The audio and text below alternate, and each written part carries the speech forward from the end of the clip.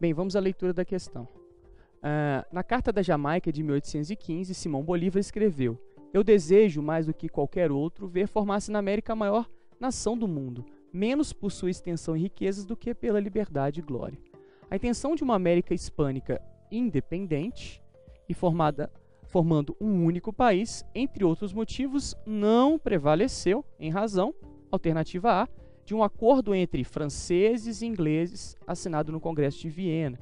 Bem, esse acordo ele não acontece e não há interferência de franceses e ingleses em relação a esse tipo de demanda no contexto de independências da América Hispânica, que passava por dois grandes critérios: ou dividiriam em unidades independentes, ou formaria uma grande unidade, que foi chamado por Simão Bolívar como a ideia de pan-americanismo. Então não houve interferência de ingleses e franceses nesse processo.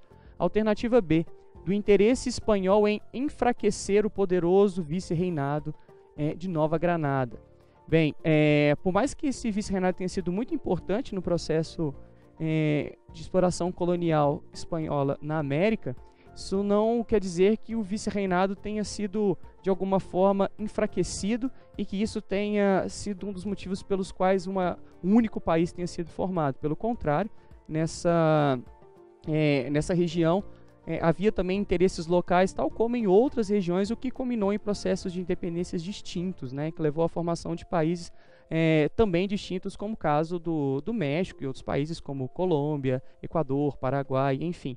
Essas elites locais manifestavam ali, além de outros processos históricos e culturais, os seus interesses em um processo de construção de unidades independentes e não de uma única América.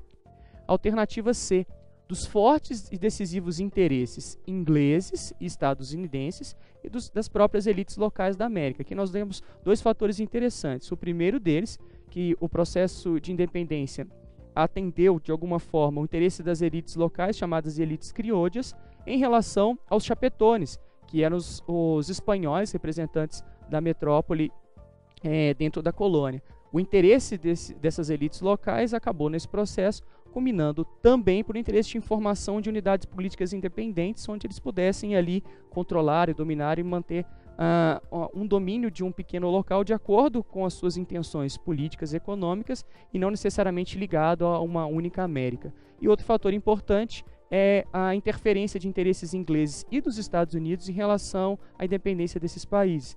Com a saída do domínio espanhol, abriria-se ali naquele momento possíveis parceiros econômicos com uma grande interferência dessas potências que naquele contexto queriam ampliar os seus mercados. No caso da Inglaterra, já com o imperialismo econômico que vem desde a Revolução Industrial, e no caso dos Estados Unidos com a chamada doutrina Monroe, América para os americanos, onde havia essa intenção de ampliar os interesses e influência daquele país em relação a outros países que iam se formando na América Latina ao longo do século XIX. Então, vamos à alternativa D e aí depois voltamos um pouquinho na C.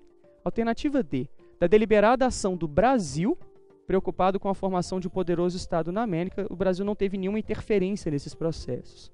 E a alternativa E, das tensões entre elites do México e Peru, que disputavam a hegemonia sobre a América. Essa disputa não ocorreu, não havia intenção de nenhum dos dois países em conduzir a formação de um processo político do qual eles tivessem hegemonia sobre os demais. Então a alternativa correta é, de fato, a alternativa C. Interferência dos interesses ingleses e estadunidenses e os interesses das próprias elites locais da América.